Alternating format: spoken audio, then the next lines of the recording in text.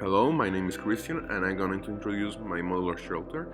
This is a scale model and it's made in a scale of 1:20 and is fully made of carbon. I decided to base my modular shelter in a turtle shelter. I don't base exactly in the turtle, I only base in the shelter because they have a lot of forms that you can get inspired and I'm inspired by that.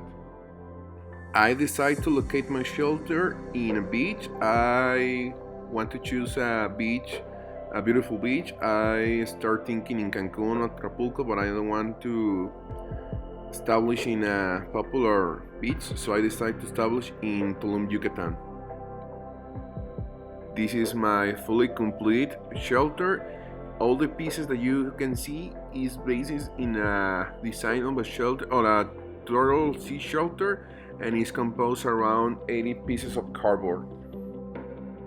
Here you can see a representation of what could we see the shelter. It is built in Tulum. This place is, as I said, located in Tulum and is in a beach outside the ruins of Tulum. And here you can see a scale model with a human reference. The shelter length is 2 meters long and almost more than 6 meters height.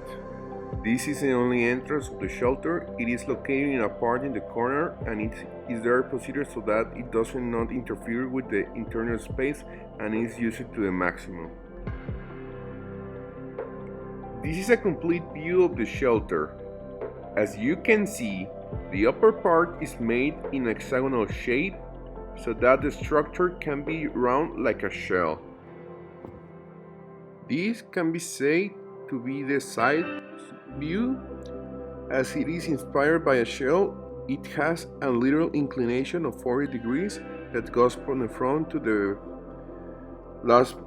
back to the shelter. Here also you can see the slight curve.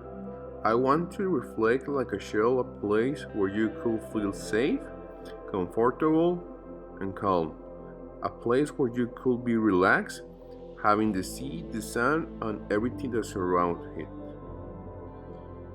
A place where you can feel like